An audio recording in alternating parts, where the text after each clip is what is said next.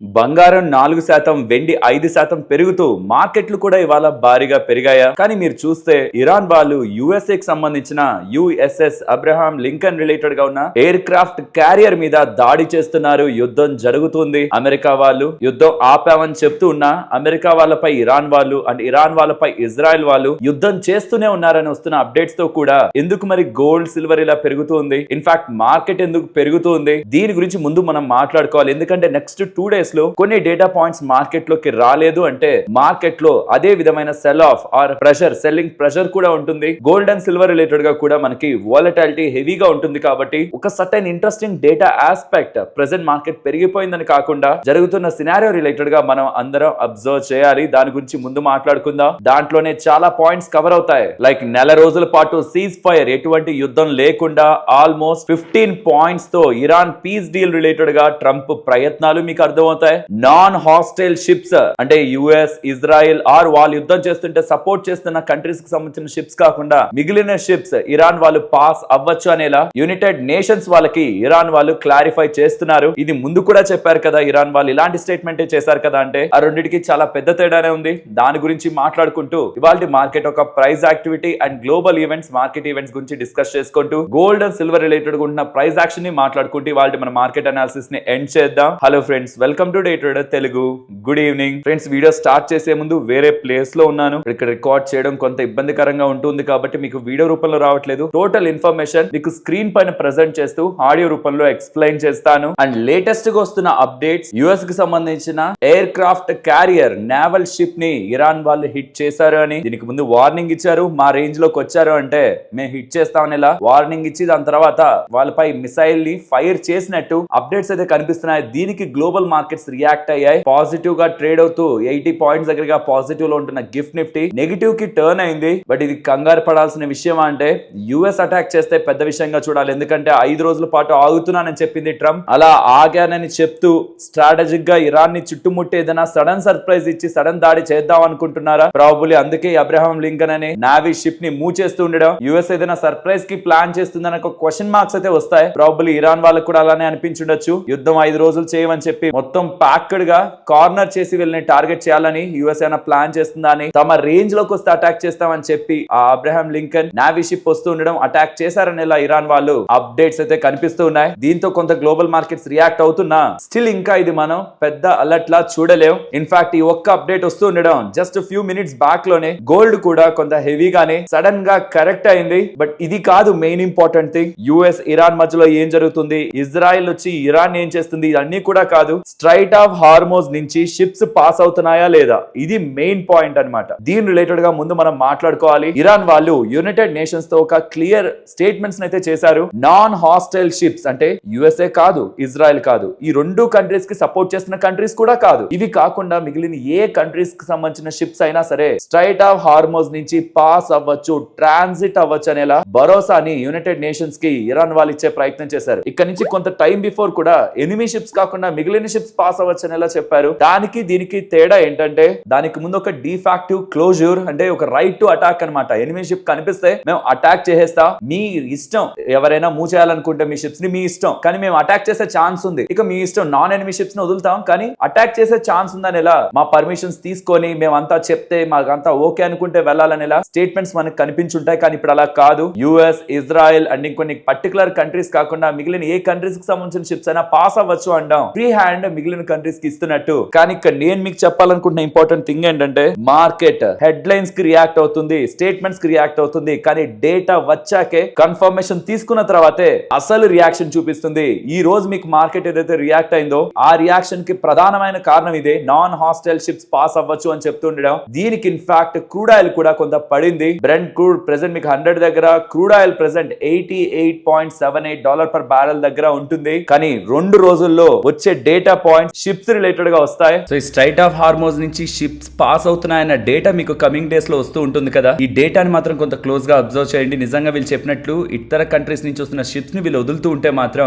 Definitely ఇది మనం ఒక బిగ్ పాజిటివ్ గానే చూడాలి. ఇక్కడ ఇంకొక విషయాన్ని మీరు అర్థం చేసుకోవాలి. ఈ మొత్తం వార్ లో మేజర్ థ్రెట్ ఎప్పుడు వచ్చింది? యుఎస్ వాళ్ళు ఇరాన్ రిలేటెడ్ గా అటాక్ చేశాక ఇరాన్ వాళ్ళు యుఎస్ఏ వాళ్ళ మీద ఒకటే కాకుండా ఈ గల్ఫ్ కంట్రీస్ మీద, యుఎస్ బేసెస్ మీద అటాక్ చేస్తున్నామని చెప్తూ ఫర్దర్ గా వాళ్ళ ఎనర్జీ స్థావరాల మీద ఖతార్ కానీ యుఏఈ కానీ దుబాయ్ కానీ వీటన్నిటి రిలేటెడ్ గా ఫైనాన్షియల్ హబ్స్ మీద అండ్ ఇన్ఫాక్ట్ తాగునీటి మీద కూడా అటాక్ చేస్తా ఉండడమే కదా మార్కెట్ పానిక్ కి గురైంది. అది ఎప్పుడు అలా జరిగింది? యుఎస్ఏ బెదిరించినప్పుడు. కానీ ఇప్పుడు యుఎస్ఏ ఏం చెప్తుందో చూడండి. ఇక్కడ ట్రంప్ ఏం క్లెయిమ్ చేస్తున్నాడు తెలుసా? తనకు ఒక బిగ్ ప్రెజెంట్ వచ్చిందంట ఇరాన్ దగ్గర నుంచి. ఆ ప్రెజెంట్ ని చూసి తను సర్ప్రైజ్ అయ్యాడని, అది న్యూక్లియర్ రిలేటెడ్ కాదు, ఆయిల్ అండ్ గ్యాస్ రిలేటెడ్ అని, ఇది వెరీ మచ్ బిగ్ డీల్ అనేలా తన స్టేట్మెంట్స్ అయితే చేశారు.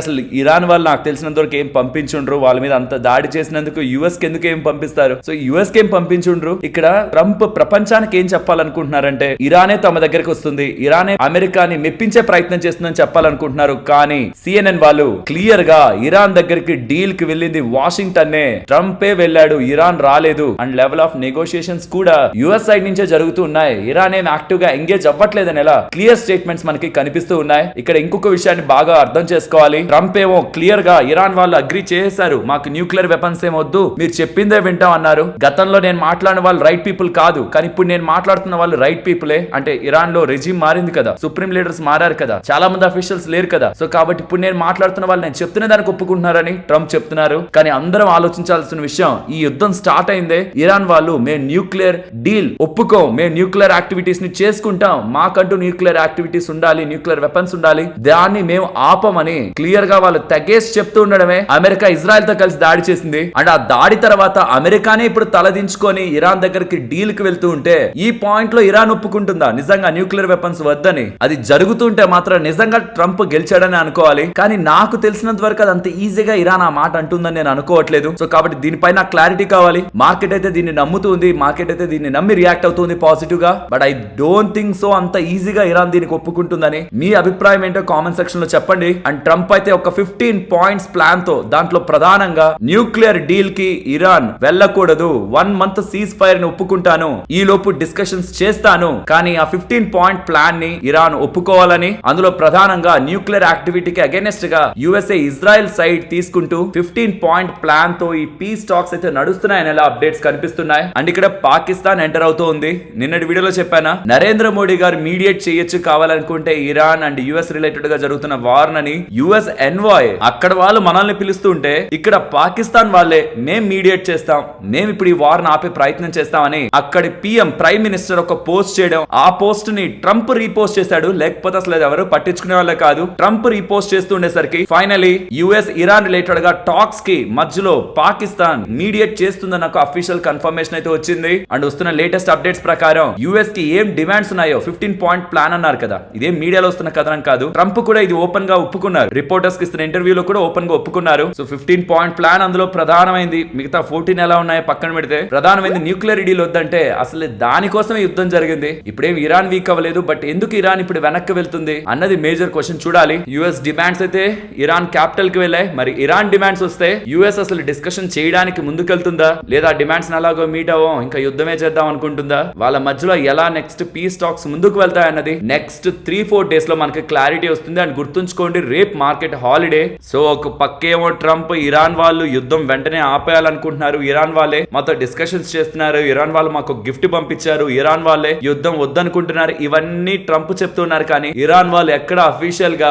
ఒక్క స్టెప్ దిగినట్లు కూడా మనకు కనిపించట్లేదు. ఇదే ప్రాబ్లం. ట్రంప్ చెప్తున్న ఈ స్టేట్మెంట్స్ తో, మీడియా హెడ్లైన్స్ తో మార్కెట్ అయితే మంచిగానే రియాక్ట్ అయింది. దీనికి ముందు అంటే ఈ రోజు కాదు, ఈ రోజు రియాక్ట్ అయింది ఇరాన్ వాళ్ళ స్టేట్మెంట్స్ తోనే. Most of the other countries కి సంబంధించిన షిప్స్ వెళ్ళొచ్చు అని చెప్తుండడం. అండ్ ట్రంప్ కూడా 15 పాయింట్స్ తో ముందుకు వెళ్తూ పీస్ టాక్స్ చేస్తామని, పాకిస్తాన్ మీడియేట్ చేస్తుందనే లాంటి పోస్టులను కూడా రీట్వీట్ చేస్తుండడం, ఏదో పాజిటివ్ డెవలప్మెంట్ జరుగుతున్నాయని మార్కెట్ లో ఊహాగానాలు అయితే వస్తున్నాయి. కానీ అల్టిమేట్ గా రావాల్సింది ఏంటి, యుఎస్ఏ 5 రోజుల యుద్ధం ఆపుతా ఉంది, 28వ తేదీకి అది అయిపోతుంది. దాని తర్వాత యుద్ధం చేస్తుందా చేయదా, చేస్తే ఇరాన్ వాళ్ళు యుఎస్ఏ మీద యుద్ధం చేస్తారా, లేకపోతే గల్ఫ్ కంట్రీస్ ని టార్గెట్ చేస్తారా? అలా గల్ఫ్ కంట్రీస్ ని టార్గెట్ చేసి మళ్ళీ ఎనర్జీయే హిట్ అయింది అనుకోండి, ఎనర్జీ స్థావరాలే హిట్ అయ్యాయి అనుకోండి, నో డౌట్ మార్కెట్ మళ్ళీ పానిక్ కి గురవుతుంది. ఇది నెంబర్ 1, ఎందుకంటే అది 28th కు క్లియర్ అయిపోతుంది కాబట్టి. నెంబర్ 2, అదర్ షిప్స్ ని అలౌ చేస్తా అన్నారు, మరి నిజంగా అలౌ చేస్తున్నారా? డేటా దానికి సపోర్ట్ చేస్తుందా? ఇతర కంట్రీస్ అన్ని కూడా వాళ్ళకి సంబంధించిన క్రూడ్ ఆయిల్ ని, గ్యాస్ ని, ఇతర ప్రొడక్ట్స్ ని రైట్ ఆఫ్ హార్మోజ్ నుంచి తెచ్చుకోగలుగుతున్నాయా? తెచ్చుకోలేకపోతున్నాయి. జస్ట్ ఇరాన్ వాళ్ళ మాట మాట్లాడారంతే, నిజంగా వదలట్లేదని. కానీ అప్డేట్ వస్తే మాత్రం అది కూడా మార్కెట్ ని హర్ట్ చేస్తుంది. ఇవి రెండు కానీ పాజిటివ్ డెవలప్మెంట్స్ లా మార్కెట్ లో ఎవాల్వ్ అయితే నిజంగా యుఎస్ రిలేటెడ్ గా మాత్రం కొంచెం క్లిష్ట పరిస్థితులే ఉన్నాయి. నెక్స్ట్ మిడ్ టర్మ్ ఎలక్షన్స్ ఉన్నాయి. అండ్ అపోజిషన్ వాళ్ళు కానీ ఈవెన్ యుఎస్ లో ఉంటున్న సొంత ప్రజలు కూడా ఈ వార్ని అంత సపోర్ట్ చేయట్లేదు. కాబట్టి ట్రంప్ దీన్ని ఎక్కువ కాలం నడపడానికి చాలా శక్తిని కూడగట్టుకోవాల్సి ఉంటుంది. అది ప్రెసెంట్ కొంత కష్టం అవుతుండడమే. తనే వెళ్లి యుద్ధం ఆపాలని చూస్తున్నారు, తను మొదలుపెట్టిన యుద్ధాన్ని తనే ఆపాలని చూస్తున్నారు. కానీ ఇండైరెక్ట్ గా ఇరాన్ వచ్చి ఆపాలనుకుంటుంది, ఇరానే మమ్మల్ని అడుగుతుందని ఇలా చెప్పే ప్రయత్నం చేస్తున్నారు. అల్టిమేట్ గా మార్కెట్ లో స్టిల్ ఇంకా మనకి క్లారిటీ లేనట్టే. బట్ మార్కెట్ ఎందుకు పెరుగుతూ ఉందంటే అట్లీస్ట్ యుఎస్ఏ వెనక్కి తగ్గింది కదా, ఇకపై అటాక్స్ చేయబోదేమోలే పెద్ద మొత్తంలో అని మార్కెట్ అనుకుంటూ రికవర్ అవుతూ ఉంది. బట్ ఏం జరుగుతుంది అనేది మనకి 28th to 29th in between మనకి క్లారిటీ వస్తుంది. First level of clarity, Trump 5 days తర్వాత ఏం చేయాలనుకుంటున్నారని యాజ్ ఆఫ్ నో వస్తున్నది అయితే ఆ 5 days తర్వాత కూడా ఒక నెల రోజుల పాటు ఏ అటాక్స్ చేయకుండా టైం ఇచ్చి ఈ లోపు ఆ 15 పాయింట్ల మీద ఇరాన్ ని ఒప్పించే ప్రెషర్ పెట్టాలని అమెరికా ప్రయత్నిస్తుంది. బట్ నాకైతే ఇరాన్ అంత ఈజీగా న్యూక్లియర్ డీల్స్ మాకొద్దు, మేము ఆ యాక్టివిటీస్ నుంచి దూరంగా ఉంటామని ఇరాన్ ఒప్పుకుంటుంది అంత ఈజీగానే నేనైతే అనుకోవట్లేదు. బట్ చూడాలి అసలు ఎవరు బెండ్ అవుతారు ఇక్కడ అని. మీకు గుర్తుంటే యుఎస్ ఇండియా ట్రేడ్ డీల్ కూడా అంత ఈజీగా అవ్వలేదు. ఎందుకంటే సో స్టాక్ మార్కెట్ ఇన్వెస్టర్స్ కానీ బంగారం వెండి రిలేటెడ్ గా చూస్తున్న వాళ్ళు కానీ ఇక్కడ నుంచి నెక్స్ట్ వారం రోజుల్లో, వారం కూడా కాదు నెక్స్ట్ 3-4 రోజుల్లో ట్రంప్ రిలేటెడ్ గా యుఎస్ఏ నుంచి వచ్చే ఒక major update 5 days ఆపుతానన్నది 23rd afternoon చేసిన పోస్ట్ ఈస్టర్న్ టైమ్ లో యుఎస్ టైమ్ లో. సో మన దగ్గరకు వచ్చేసరికి 29th మార్నింగ్ కి 5 రోజుల గ్యాప్ చూసుకుంటే 29th మార్నింగ్ కి ఆ 5 days తర్వాత యుఎస్ఏ యుద్ధం చేస్తుందా లేదా, ఒకవేళ చేయకపోతుంటే ఎన్ని డేస్ పాటు యుద్ధం చేయకుండా డిస్కషన్స్ చేస్తారు. As of now 1 month cease fire with 15 point plan తో అయితే ముందుకు వెళ్ళాలని ట్రంప్ అయితే చూస్తున్నాడు. దీని రిలేటెడ్ గా అఫీషియల్ క్లారిటీ మనకి ఫ్యూ డేస్ లో వస్తుంది. అండ్ ఆ యుఎస్ వాళ్ళ 15 points ఏంటనేది కూడా ఇక్కడ మీకు స్క్రీన్ ముందు పెడుతున్నాను. 30 days పాటు సీజ్ ఫైర్ పెడుతూ మెయిన్ డిమాండ్ అంతా ఇరాన్ కి సంబంధించిన న్యూక్లియర్ ఫెసిలిటీస్ ని డిస్మాంటిల్ చేయాలి, 3 స్థావరాల్లో ఉంటున్న వాళ్ళ న్యూక్లియర్ యాక్టివిటీస్ ని కంప్లీట్ గా ఆపేయాలనేది యుఎస్ కి సంబంధించిన ప్రధానమైన డిమాండ్. బట్ నాకు తెలిసి ఇరాన్ దాన్ని అంత ఈజీగా ఒప్పుకోదు. సెకండ్ చూడండి, పర్మనెంట్ గా కమిట్మెంట్ ఇవ్వాలి, ఎప్పటికీ న్యూక్లియర్ వెపన్స్ ని డెవలప్ చేయమని. నాకు తెలిసి అది జరగదంత ఈజీగా. బట్ చూడాలి ఇరాన్ ఎలా రెస్పాండ్ అవుతుందని. ఆల్రెడీ ఉంటున్న యురేనియం ని IAEAకి ఇచ్చేయాలి, ఇంటర్నేషనల్ అటామిక్ ఎనర్జీ ఏజెన్సీ వాళ్ళకి ఇచ్చేయాలని. ఇలా 15 points ఒక లిస్ట్ యుఎస్ఏ దగ్గర నుంచి ఇరాన్ కి వెళ్తూ ఉంది. బట్ ఇరాన్ వాళ్ళు మాత్రం చెప్పాను కదా, గతంలో యుఎస్ఏ అండ్ ఇజ్రాయెల్ చేసిన డ్యామేజ్ కి తిరిగి డబ్బులు కట్టాలి, న్యూక్లియర్ వెపన్స్ ని డెవలప్ చేసుకునే దాంట్లో వాళ్ళు అడ్డుపడకూడదు, అండ్ ఇంకెప్పుడు అటాక్ చేయమనే గ్యారంటీస్ ఇవ్వాలి. దీంతో పాటు స్ట్రైట్ ఆఫ్ హార్మోజ్ ఒక కంట్రోల్ కూడా ఇరాన్ దగ్గరే ఉంటుంది. థర్డ్ కంట్రీ వచ్చి ఇన్వాల్వ్ అవ్వద్దనేలా ఇరాన్ వాళ్ళు అడుగుతున్నట్లయితే మనకి డేటా కనిపిస్తూ ఉంది. అండ్ FIS ఇవాళ ఓన్లీ NSE లో 1500 crore దగ్గరగా సెల్ చేస్తున్నట్లు కనిపిస్తూ ఉంది. గుర్తుంచుకోండి, ఈ మార్చ్ లోనే ఆల్రెడీ 1,07,000 కోట్ల దగ్గరగా FIS సెల్ చేశారు. ఇప్పటి వరకు ఎప్పుడు ఒక్క నెలలో 1,00,000 కోట్లు FIS సెల్ చేయలేదు. గతంలో చేసిన హైయెస్ట్ మనకు అక్టోబర్ 2024 లో అనమాట. ఆ నెలలో 94,000 కోట్లు సెల్ చేశారు. నెక్స్ట్ జనవరి 2025 లో 78,000 కోట్లు సెల్ చేశారు. కానీ ఈ మార్చ్ లో మాత్రం 1,00,000 కోట్ల దగ్గరగా FIS సెల్ చేస్తున్నారు. షార్ట్స్ 86% ఉన్నాయి. అండ్ మీకు గతంలో ఈ టేబుల్ చూపిస్తూ చెప్పానా, కమింగ్ టైమ్స్ లో క్రూడ్ ఆయిల్ పెరగడం కారణంగా ఇంటర్నేషనల్ గా ఉన్న చాలా సంస్థలు ఇండియా రిలేటెడ్ గా రేటింగ్ ని, ఫోర్కాస్ట్ ని డౌన్ గ్రేడ్ చేస్తారు. దానికి ఏం కంగారు పడాల్సిన అవసరం లేదని. ఇక్కడ మీరు చూస్తే క్రూడ్ ఆయిల్ పెరగడం కారణంగా గోల్డ్మెన్ సాక్స్ వాళ్ళు ఇండియా రిలేటెడ్ గా గతంలో 7% GDP గ్రోత్ ఉంటుంది అనుకున్నాం, కానీ కాదు 5.9% ఉంటుంది గ్రోత్ అని డౌన్ గ్రేడ్ చేస్తున్నారు. అది జస్ట్ క్రూడ్ ఆయిల్ పరంగా. క్రూడ్ ఆయిల్ కమింగ్ టైమ్స్ లో తగ్గితే ఇది కూడా మళ్ళీ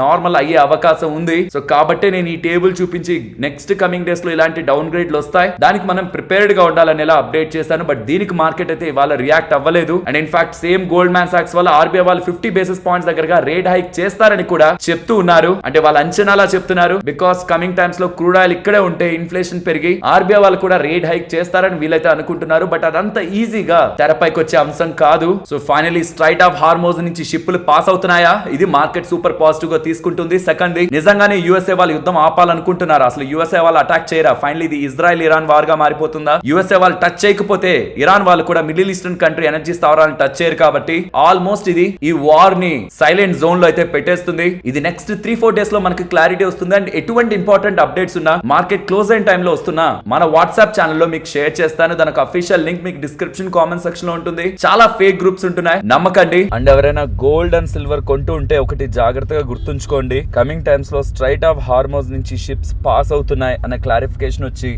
యుఎస్ కూడా కంప్లీట్లీ ప్రెసెంట్ నెక్స్ట్ వాళ్ళకు ఉంటున్న ఇంటర్మ్ ఎలక్షన్స్ ని అండ్ ఆల్రెడీ వస్తున్న నెగటివిటీని బ్యాలెన్స్ చేయడానికి ఇద్దరి నుంచి స్లోగా సైడ్ అయిపోతే తప్పించి ఒక ఫుల్ క్లారిటీ మనకి ఈక్విటీ మార్కెట్స్ మీద, గోల్డ్ మీద అరైజ్ అవ్వదు. కానీ మార్కెట్ స్లోగా ఏ ఇష్యూ లేకపోతుంటే, ఏ పెద్ద థ్రెట్ లేకపోతుంటే ఈ మిడిల్ ఈస్ట్ స్పేస్ లో యుద్ధం ఎండ్ అయిపోయిందని అజ్యూమ్ చేసుకుంటూ రియాక్ట్ అయి పెరుగుతూ ఉంటుంది.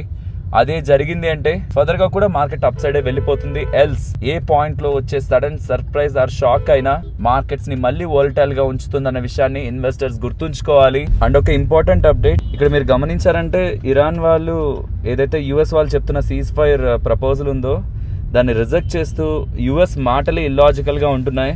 అమెరికా చెప్తున్నది ఏవి కూడా లాజిక్ గా లేవు అనేలా యుఎస్ చెప్తున్న ఎంటైర్ స్టేట్మెంట్స్ ని కొట్టిపారేస్తే వాళ్ళు ఒక స్టేట్మెంట్ అయితే చేశారు. సో సీజ్ ఫైర్ ఏం లేదని, యాజ్ ఇట్ ఈస్ గా వాళ్ళ మధ్యలో ఇష్యూ అయితే కొనసాగుతుందనే స్టేట్మెంట్స్ అయితే వస్తున్నాయి. బట్ స్టిల్ ఆఫ్టర్ ఈ అప్డేట్ కూడా గ్లోబల్ మార్కెట్స్ ని పెద్ద వేలో ట్రిగ్గర్ చేయలేదు. ఎందుకంటే యుఎస్ఏ ఒకవేళ యుద్ధం చేయకపోతే, ముందుకు వెళ్ళి పెద్ద ఎత్తున వాళ్ళ మీద దాడి చేయకపోతే, ఇరాన్ మీద దాడి చేయకపోతే, ఇరాన్ వాళ్ళు ఈ యుఏఈ కానీ ఖతార్, దుబాయ్ రిలేటెడ్ గా ఉన్న ఎనర్జీ స్థావరాల మీద హిట్ చేయకపోవడమే మార్కెట్ కు ఒక బిగ్ రిలీఫ్. కాబట్టి యుఎస్ఏ ఒక స్టెప్ వెనక్కి వేస్తుందనే ఒక కన్ఫర్మేషన్ ఈ ఎంటైర్ ఇష్యూలో రియల్ మ్యాటర్. అండ్ దాంతో పాటు వేరే కంట్రీస్ కి సంబంధించిన షిప్స్ ని అలౌ చేస్తాం, మాకేం ఇష్యూ లేదు అని చెప్తూ ఉండడం కూడా మార్కెట్ రిలేటెడ్ గా ఇంపార్టెంట్ ఎలిమెంట్ గా మనం గమనించాలి. కానీ క్లియర్లీ ఇరాన్ వాళ్ళు యుఎస్ రిలేటెడ్ గా ఉన్న సీజ్ ఫైర్ ప్రపోజల్ ని రిజెక్ట్ చేయడం మాత్రం అంత ఈజీగా ఇరాన్ యుఎస్ఏ రిలేటెడ్ గా ఉంటున్న ఇష్యూ ఎండ్ అవుతున్నట్లయితే మనకు కనిపించట్లేదు. నేను ఇందాక అనాలిసిస్ లో మీకు చెప్పినట్టు ఇరాన్ కి ఒక స్ట్రాంగ్ అడ్వాంటేజ్ ఉంటే కానీ ఎంటైర్ ఇష్యూని ఎండ్ చేసే స్టేజ్ కి అయితే వెళ్ళదు. స్పెషల్లీ ఆ న్యూక్లియర్ డీల్ రిలేటెడ్ గా, న్యూక్లియర్ వెపన్స్ రిలేటెడ్ గా మాత్రం అంత ఈజీగా యుఎస్ఏ వాళ్ళు చెప్తున్నట్టు ఇరాన్ ఒప్పుకునేసింది న్యూక్లియర్, ఇక మేమేం పెట్టుకోమా యాక్టివిటీస్ అని చెప్తుంది అన్నట్టు మాత్రం అంత ఈజీగా ఇష్యూ ఎండ్ అయితే అవ్వదు. బట్ ఏదైనా నెక్స్ట్ ఫ్యూ డేస్ పర్టికులర్ గా 28th or 29th major update వచ్చే అవకాశం ఉంది. కానీ గుర్తుంచుకోవాలి, రేపు మార్కెట్ హాలిడే అంటే Thursday market holiday and 27th market open లో ఉంటుంది. అంటే ఫ్రైడే మాత్రమే మీకు మార్కెట్ ఓపెన్ లో ఉంటుంది. దాని తర్వాత 28th, 29th సాటర్డే సండే వచ్చేస్తుంది. ఎవరైనా over night positions 27th carry చేస్తుంటే మాత్రం కొంత జాగ్రత్తగా ఉండాలి. బికాస్ ట్రంప్ చెప్తున్న ఎంటైర్ థింగ్ 28th ఎండ్ అవుతుంది వాళ్ళ టైమింగ్ లో, ఈస్టర్న్ టైమింగ్ లో. మన టైమింగ్ లో 29th మార్నింగ్ ఎండ్ అవుతుంది. ఈ లోపు ఇరాన్ రిలేటెడ్ గా ఏదైనా ఫర్దర్ క్లాష్ బిగ్ వేలో ఎనర్జీ స్థావరాలు రిలేటెడ్ గా ఉంటుంటేనే మార్కెట్ రియాక్ట్ అవుతుంది. యుఎస్ ఏం చేయాలనుకుంటుంది అండ్ స్ట్రైట్ ఆఫ్ హార్మోస్ ద్వారా షిప్స్ పాస్ అవుతున్నాయా లేదా, ఇది మార్కెట్ గమనించే మెయిన్ అంశాలు. ఫ్రెండ్స్, మార్కెట్ అనాలిసిస్ రిలేటెడ్ గా అయితే ఇదే కంప్లీట్ ఇన్ఫర్మేషన్. బట్ ఇప్పుడు ఇమీడియట్ గా వేరే ప్లేస్ కి ట్రావెల్ చేయాల్సి ఉంది. మీరు అర్థం చేసుకుంటారని అనుకుంటున్నాను. ఫ్రెండ్స్, ఇలా ఇంపార్టెంట్ డేటా మొత్తాన్ని సింప్లిఫై చేస్తూ వీడియో మీ ముందుకు తీసుకురావడానికి మేము ఎఫర్ట్స్ పెట్టామని మీరు అనుకుంటే మన వీడియోని లైక్ చేస్తూ పెడుతున్న ఎఫర్ట్స్ ని ఎంకరేజ్ చేయండి. అండ్ ఇప్పుడు ఒక ఇంపార్టెంట్ డేటాని మీకు ప్రెజెంట్ చేస్తున్నాను, జాగ్రత్తగా గమనించండి. ఇది డిఎస్పీ నేత్ర వాళ్ళకి సంబంధించిన రిపోర్ట్. అండ్ ఇక్కడ నుంచి కొంత మీరు స్క్రోల్ చేశారంటే, ఇన్ఫాక్ట్ ఈ రిపోర్ట్ మీకు డౌన్లోడ్ కూడా ఇస్తున్నాను. మీరు ఇక్కడ కింద కొంత స్క్రోల్ చేశారంటే ఈ పాయింట్ ఆఫ్ టైంలో ఏ స్టాక్స్ ని కొనడం బెటర్ అనేలా వాళ్ళు మీకు ఒక 9 పాయింట్స్ తో కొంత డేటాని ప్రెజెంట్ చేస్తుంటారు. మార్కెట్స్ మంచి వాల్యుయేషన్స్ లోకి వచ్చాయని, ఆల్మోస్ట్ 22,500 రీసెంట్ గా వచ్చింది కదా, అది ఎక్స్పెక్టేషన్స్ కంటే ఆర్ బ్యాక్ ఉన్న లాంగ్ టర్మ్ యావరేజ్ కంటే బిలో వచ్చినట్టని banks, IT, health care, insurance, housing finance and few FMCG names చాలా ఇంట్రెస్టింగ్ గా ఉన్నాయని ఎలా వాళ్ళు స్టేట్మెంట్స్ చేశారు. అవి ఏంటి, ఆ నేమ్స్ ఏంటి, అవి కూడా వీళ్ళు రిపోర్ట్లో ఇస్తున్నారు. అది నేను మీకు కిందకి తీసుకువెళ్ళి చెప్తాను. కానీ వీళ్ళు చెప్తున్న డేటా ఏంటంటే, ఒకప్పుడు మార్కెట్ ఆయిల్ మీద డిపెండ్ అయిన దానికంటే ఆర్ కంట్రీస్ ఆయిల్ మీద డిపెండ్ అయిన దానికంటే ఇప్పుడు చాలా డిఫరెంట్ స్టోరీలో ఉన్నాయని. ఎస్, స్టిల్ ఇంకా వరల్డ్ ఆయిల్ మీద డిపెండెంట్ అయింది, కానీ గతంలో ఉన్నంత వనరబుల్ గా లేదని. ఒకప్పుడు $95 per barrel, ఇప్పుడు $95 per barrel ఒకటి కాదని చాలా వరకు కంట్రీస్ ఎనర్జీ రిసోర్సెస్ ని డైవర్సిఫై చేసుకున్నాయని, వేరియస్ ఎనర్జీ రిసోర్సెస్ పై ఇన్వెస్ట్ చేశాయని, స్టిల్ ఆయిల్ మీద హెవీగా డిపెండెంట్ అవుతున్న ఒక మేజర్ థ్రెట్ గతంలోలా లేదని. ఇన్ఫాక్ట్ ఇరాన్ కూడా వరల్డ్ ఆయిల్ ప్రొడక్షన్ లో గతంలో 1978లో అయితే 8.5% ఉండేది, ఇప్పుడు 5.2%. అండ్ యుఎస్ కూడా లార్జ్లీ ఎనర్జీ సెల్ఫ్ సఫిషియెంట్ గా మారిందని. అండ్ ఈ వార్స్ జరుగుతున్నప్పుడు గమనిస్తే ఏ సెక్టార్స్ ఆర్ ఇండెక్స్లు ఎంతెంత కరెక్ట్ అయ్యాయి అండ్ అలా పడడానికి కారణం ఏంటి, ఆర్ పెరగడానికి కారణం ఏంటి, అండ్ అలా జరిగిన నెక్స్ట్ 15 days లో ఏం జరిగిందన్న డేటా కూడా, ఆ నెక్స్ట్ 1 month లో ఏం జరిగిందన్న డేటా కూడా ఇక్కడ మీకు స్క్రీన్ మీద ఉంటుంది. మోస్ట్లీ మార్కెట్ ఎప్పుడెప్పుడైతే వార్ కారణంగా పడి ఉంటుందో దాని తర్వాత most of the time fundamentals కి అలైన్ అవుతుంది మార్కెట్. పడిందంటే ఇంకా పడిపోయే ఉండదు. కమింగ్ టైమ్స్ లో వాల్యుయేషన్స్ ఎక్కడ అడ్జస్ట్ అవుతాయో అక్కడికి మార్కెట్ మళ్ళీ రివర్ట్ అవుతుందని వీళ్ళు డేటాలో చెప్తూ, ప్రతిసారి మార్కెట్ పడ్డప్పుడు ఒక స్టోరీ ఉంటుంది, బట్ మార్కెట్ ఈవెన్ ఆ స్టోరీ రన్ అవుతున్న టైంలో కూడా రికవర్ అవుతుంది. Like example Kargil war, market ఆ టైంలో క్రాష్ అయింది, బట్ ఆ యుద్ధం జరుగుతుండగానే మార్కెట్ 37% దగ్గరగా పెరిగింది, నిఫ్టీ 37% పెరిగింది. సో యుద్ధం స్టార్ట్ అయింది, యుద్ధం జరుగుతుంది అన్నప్పుడు వచ్చే రియాక్షన్ కి ఆ యుద్ధం ఎండ్ అవ్వాల్సిన అవసరం లేదు, ఆ ఈవెంట్ ఎండ్ అవ్వాల్సిన అవసరం లేదు. ఓ పాయింట్ లో ఇంకింతకు మించి జరిగేదేం లేదన్న క్లారిటీతో మార్కెట్స్ రికవర్ అవుతుంటాయని చెప్తూ వెరీ ఇంపార్టెంట్ డేటా ఈ డేటా. ఇక్కడ మీరు చూసారంటే లార్జ్ క్యాప్స్ వాళ్ళు ఇంట్రెస్టింగ్ గా ఉన్నాయని చెప్పారు. అందులో a large cap last 10 years ఒక PE కంటే ప్రెసెంట్ తక్కువలో ఉన్నాయి అండ్ ఎలాంటి వాల్యుయేషన్స్ లో ఉన్నాయన్న ఒక ఇంట్రెస్టింగ్ డేటాని షేర్ చేస్తున్నారు. ఇది ప్రాబబుల్లీ మీకు యూజ్ అవ్వచ్చు అండ్ ఈ రిపోర్ట్ ఒక లింక్ మీకు డిస్క్రిప్షన్ అండ్ కామెంట్ సెక్షన్ లో ఉంటుంది. నెక్స్ట్ మీరు గమనిస్తే పెట్రోల్ పంప్స్ బయట చాలా మంది ప్రజలు లాంగ్ క్యూస్ నైతే కడుతున్నారు. బికాస్ చాలా చోట్ల నో స్టాక్ బోర్డింగ్స్ కనిపిస్తూ ఉండడం అండ్ కొన్ని చోట్ల పెట్రోల్ లేదనేలా ప్రజల్లో వార్తలు వెళ్తూ ఉండడం, నిజంగానే పెట్రోల్ డీజిల్ అయిపోతుందేమో అని ట్యాంక్ ఫుల్ ఆర్ పెట్రోల్ కొట్టించుకునే ప్రయత్నం జరుగుతుండడం, పానిక్ బయింగ్ కనిపిస్తుండడం, చాలా చోట్ల పెట్రోల్ అవుట్ ఆఫ్ స్టాక్ అవుతుందనేలా మనకి డేటా కొన్ని దగ్గరలో కనిపిస్తూ ఉంటుంది. కానీ తెలంగాణ సివిల్ సప్లైస్ డిపార్ట్మెంట్ మాత్రం పానిక్ బయింగ్ కారణంగానే నో స్టాక్స్ బోర్డ్స్ ఉన్నాయని, షార్టేజ్ ఆఫ్ పెట్రోల్ ఏం లేదని, డీజిల్ పెట్రోల్ కొరత ఏం లేదనేలా స్టేట్మెంట్ చేస్తున్నారు. ఈవెన్ సజ్జనార్ గారు కూడా పెట్రోల్ డీజిల్ కొరత ఏం లేదు, పానిక్ అవ్వద్దని అలా చెప్తున్నారు. ఇన్ఫాక్ట్ మినిస్ట్రీ ఆఫ్ పెట్రోలియం వాళ్ళు కూడా, కేంద్ర ప్రభుత్వం వాళ్ళు కూడా చాలా ఫేక్ న్యూస్లు సర్క్యులేట్ అవుతూ ఉన్నాయి.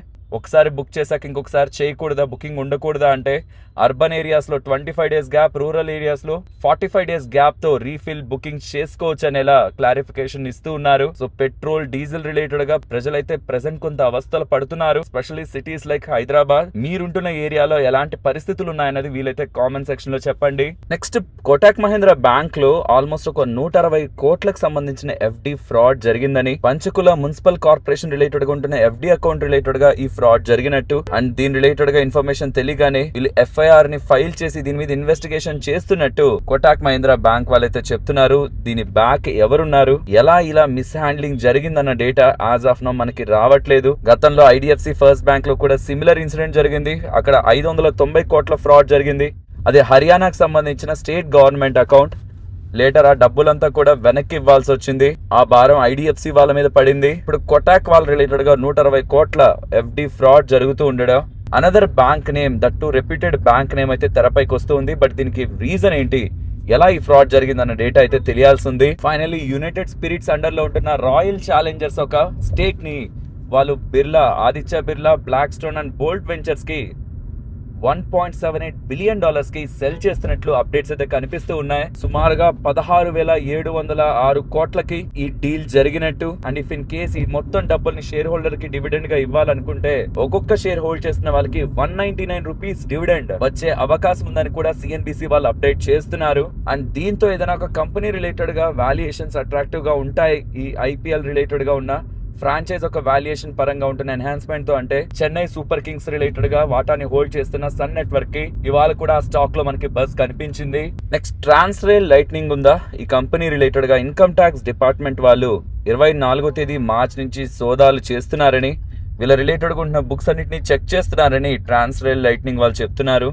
యూజువల్ గా ఇలాంటి రైడ్లు కంపెనీల రిలేటెడ్ గా జరుగుతూ ఉంటాయి. ఏ ఇష్యూ లేకపోతే ఓకే, ఇన్ కేసు ఎలాంటి ఇష్యూ ఉంటున్నా అది కంపెనీ రిలేటెడ్ గా నెగిటివ్ గా ఉండే అవకాశం ఉంది. బట్ దీని రిలేటెడ్ గా కంపెనీయే క్లారిఫై చేయాలి. నెక్స్ట్ సెబీ వాళ్ళు, మీరు ఒకవేళ స్టాక్ మార్కెట్ రిలేటెడ్ గా ఎవరికైనా గిఫ్ట్ ఇవ్వాలనుకుంటుంటే గిఫ్ట్ కార్డ్స్ ద్వారా దాన్ని ఇచ్చే వేని త్వరలోనే లాంచ్ చేయబోతున్నట్టు, ఇకపై మ్యూచువల్ ఫండ్ ఇన్వెస్ట్మెంట్స్ ని ప్రీపెయిడ్ పేమెంట్ ఇన్స్ట్రుమెంట్స్ ద్వారా, PPIs ద్వారా గిఫ్ట్ ఇచ్చే ఆప్షన్స్ ని తీసుకొస్తూ, బట్ మోస్ట్లీ పెద్ద అమౌంట్స్ కాదు, మోస్ట్లీ దాన్ని మాక్సిమం 10,000కి క్యాప్ చేస్తూ మళ్ళీ రీలోడ్ చేసుకునే విధంగా కొత్త రూల్స్ తీసుకురాబోతున్నారనేలా అప్డేట్స్ అయితే కనిపిస్తూ ఉన్నాయి. స్టాక్ మార్కెట్ ని ఇంకా వైడర్ రీచ్ చేయడానికి, ఇంకా ఎక్కువ మందికి చేరువ చేయడానికి ఈ స్టెప్ తీసుకుంటున్నట్లు మనం అర్థం చేసుకోవచ్చు. ఒకవేళ మనం ఇచ్చిన వాళ్ళు దానికని రీడీమ్ చేసుకోకపోతే, అది గిఫ్ట్ కార్డ్ లా రీడీమ్ చేసుకోకపోతే ఎవరైతే గిఫ్ట్ ఇచ్చారో అదే అతని డిమాట్ అకౌంట్ లోకి ఆ మ్యూచువల్ ఫండ్స్ వస్తాయని కూడా సెబీ వాళ్ళు చెప్తున్నారు.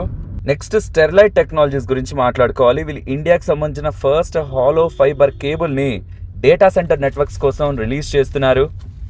నార్మల్ కేబుల్స్ తో పోలిస్తే 46% దగ్గరగా ఫాస్టర్ గా సిగ్నల్ ట్రావెల్ చేయించొచ్చని, లేటెన్సీని తగ్గించొచ్చని, మోడర్న్ డేటా సెంటర్స్ కోసం, హైపర్ స్కేలర్స్ కోసం ఈ hollow core fibre cables use అవుతాయని, బదులుగా వీళ్ళ బిజినెస్ కి ఇది మంచిదని బిజినెస్ రిలేటెడ్ గా పాజిటివ్ డెవలప్మెంట్ అయితే చేస్తున్నారు. నెక్స్ట్ వాళ్ళ సమ్మాన్ క్యాపిటల్ స్టాక్ బాగా పెరిగిందా, దీనికి కారణం వీళ్ళ దాంట్లోకి ఆల్రెడీ IHC అబుదాబి వాళ్ళు, అవెనీర్ ఇన్వెస్ట్మెంట్ వాళ్ళు వాటాని కొనడానికి చూస్తున్నారని మార్కెట్ లో అప్డేట్స్ ఉన్నాయా. ఆల్మోస్ట్ కంట్రోలింగ్ స్టేక్ 66.65% స్టేక్ కొనడానికి చూస్తున్నారని, దీని రిలేటెడ్ గా RBI వాళ్ళు అప్రూవల్ అయితే ఇచ్చారు. సో వాళ్ళు ఇన్వెస్ట్మెంట్ చేస్తున్నారంటే ఇక్కడ నుంచి ఫర్దర్ గా కంపెనీని గ్రో చేసే స్కోప్ ఉంటేనే చేస్తారు. కాబట్టి వస్తున్న మేజర్ ఇన్వెస్ట్మెంట్ గ్రోత్ ఓరియంటేషన్ లోనే ఉంటుందని మార్కెట్ భావిస్తూ ఆఫ్టర్ ఈ అప్డేట్ స్టాక్ లో మనకి ఫుల్ బజ్ అయితే కనిపించింది. కానీ ఇది ఫస్ట్ టైం సర్ప్రైజ్ గా వస్తున్నది ఏం కాదు, ఇది ఆల్రెడీ మార్కెట్ లో ఉంటున్న అప్డేటే. జస్ట్ ఇప్పుడు ఆర్బీఐ వాళ్ళు అప్రూవ్ చేశారంటే. పీజీ ఎలక్ట్రోప్లాస్ట్ ఉందా, వీళ్ళు జియోపొలిటికల్ టెన్షన్స్ కారణంగా వీళ్ళకి ఎల్పీజీ సప్లై అనేది ఇంపాక్ట్ అయిందని, దీని కారణంగా రూమ్ ఏసీ ప్రొడక్షన్ ఇంపాక్ట్ అవుతూ ఉందని, దీనికి ఆల్టర్నేటివ్ ఎనర్జీస్ ని కూడా వీళ్ళు చూస్తున్నారు, వాటి రిలేటెడ్ గా కూడా వర్క్ చేస్తున్నారని పీజీ ఎలక్ట్రోప్లాస్ట్ వాళ్ళు చెప్తూ ఉన్నారు. మరొక ఇంట్రెస్టింగ్ వీడియోతో మళ్ళీ మీ ముందుకు వస్తాను. అంతవరకు టేక్ కేర్, జై హింద్.